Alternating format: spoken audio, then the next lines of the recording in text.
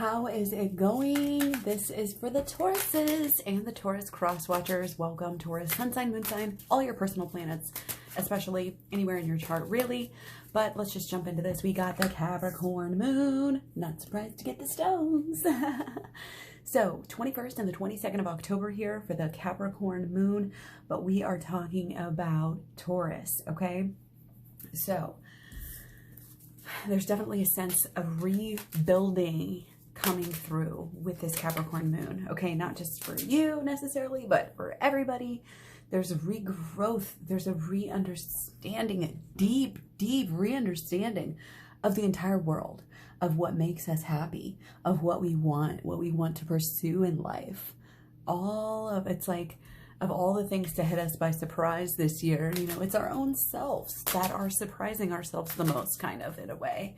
And, you know, we're still in the midst of these awakenings and understandings, and we still will be in the midst of these for a while. But it's already happening. We can feel it. Things have changed so much already. And yeah, so let's see where we're going with this sun sextile moon. Okay, you might be feeling outgoing. You might be feeling rather playful. You might be feeling kind of balanced here, you know, the inner and the outer. Okay, with the sun sextile the moon, there's just that harmony that's going on here. Okay, and it could be just this inner harmony with your subconscious.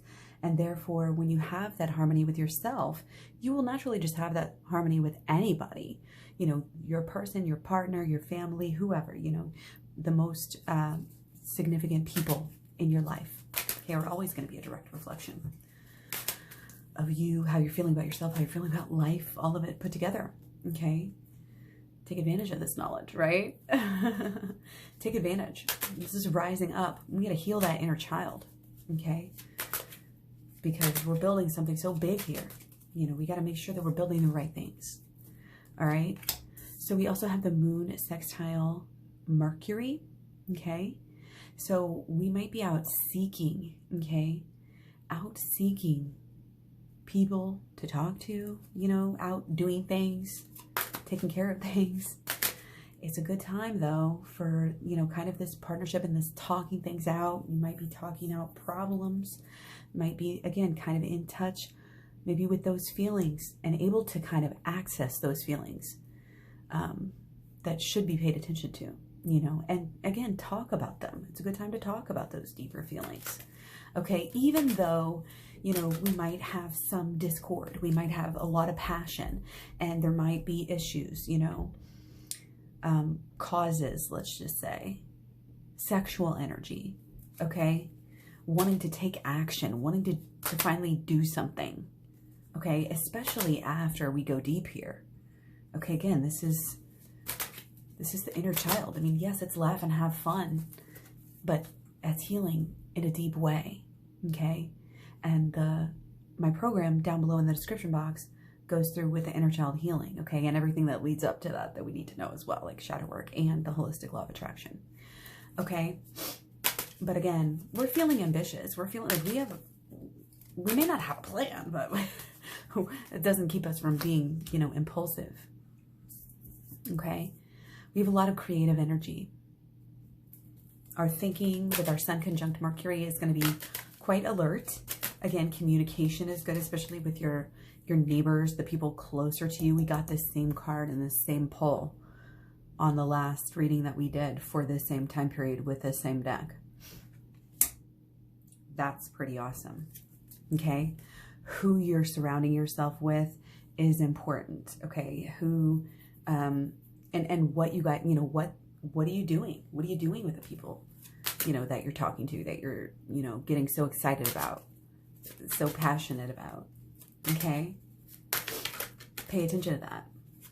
Pay attention to the who and the what, you know. And ultimately, always comes down to self-love, and that's why you have to heal that inner child, because every other relationship is just based off of that inner self, that inner, not only the thinking that comes along with it, but the feelings. They go together, and they put everything else into effect.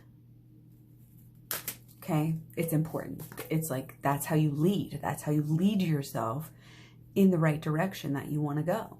And the better you are to yourself, the better you are to your inner child. You know, the wiser, like the smarter you're going to be in every way, shape, and form. You know, the more pleasure you're going to be around. You know, the things that you can create are sturdy and strong. You know, this is such Taurus energy. I love it. I absolutely love it. But Taurus is stubborn, you know, and Taurus sometimes doesn't want to let go of these ideas, but we've got to get to this new level, you know, of understanding before we can change things in the outer world, in the concrete 3D world. Okay? So if you want a relationship here, you know, again, with yourself, with anybody, with your person, right? You've got to focus on yourself, your inner life, your ability. Okay, this is your ability to have fun. Your ability to have fun should be coming from a place of, you know, I mean, right now it's going to be spontaneity. Not that it should be, but it is. But really, it should be, you know, this fun and open expression. And what can we create? And how unique can we be? Okay, allowing yourself to be, you know, different. Okay? And to kind of search out and to yourself be okay with who you are no matter what. Not trying, you know, we can't have any of the fake. You know, this is finding yourself at a deeper level so that you can actually really go deep with not only, you know, again, it's not only a partnership and a relationship that might be love here, but also with family. And again, maybe like really close people, like neighborhood people, type of people. Okay. That's what it's all about for these couple of days here that we're in this Capricorn moon, okay? And that goes for the 21st and the 22nd, that last about the sun conjunct the Mercury, with the thinking, the neighbors, the travel, the curiosity, the communication, okay? But again, there's a lot of emotion here with the sun sextile the moon and the moon sextile Venus, okay? And the emotions, again, it's like break down the walls and let it get weird, let it be mysterious, okay? You know, and the healing that we are able to do at this time, again, directly affects all your relationships. In fact, your whole connection to, you know, life in general, to the great mother, to the source, to yourself, your own yin energy, right? So we've got to, you know, if there's mother issues, you know, we've got to heal those. We've got to be able, you know, to, once you can talk about something pretty much openly and freely, then you know, but if you can't fully and openly talk about things and even laugh about them in a way, you know, then you're not healed and you still have work to do. And sometimes we don't even know how much work there is to do because we've been blocking it out for years and decades and who knows what. Okay, so being open to the idea that there's more work to do, even if you don't necessarily feel like you want to do, or like there is more work. That's the thing we got to get over our mind. And calling it work, you know, I mean, yeah, if we call it play, then everybody's going to want to do it, right? But we got to be honest, okay? And some of it is difficult when you get into the inner child healing. But again, the shadow work that is going to get you into and my shadow work in particular, down in the program below. And I also have a playlist as well. Check out the shadow work playlist. It's really good. But yeah, this is all just textbook. Like, this is what we're doing no matter what. Again, if we wait till things happen, it's going to be more painful. But if we go ahead and jump in and dive in and make these changes, make these realizations, you know, more apt to be happening. And again, I mean, this is deep and it's real and it's raw.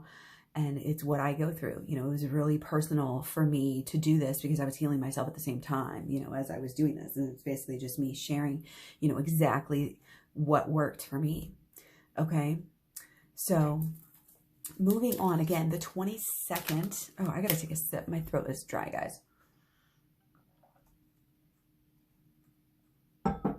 So the 22nd, of course, we have the sun actually moving into Scorpio. Okay. So, but we also have the last day of a mutable T-square as well. So this is kind of ushering in, ushering out some of that square energy. And talk about getting the same cards. I'm pretty sure we got actually at least 3 or 4 out of these. I know these 2 for sure, but now I'm like, yes, yes. And I think maybe, anyway, pay attention to the signs, pay attention to the patterns, okay? But absolutely, if this is us showing up.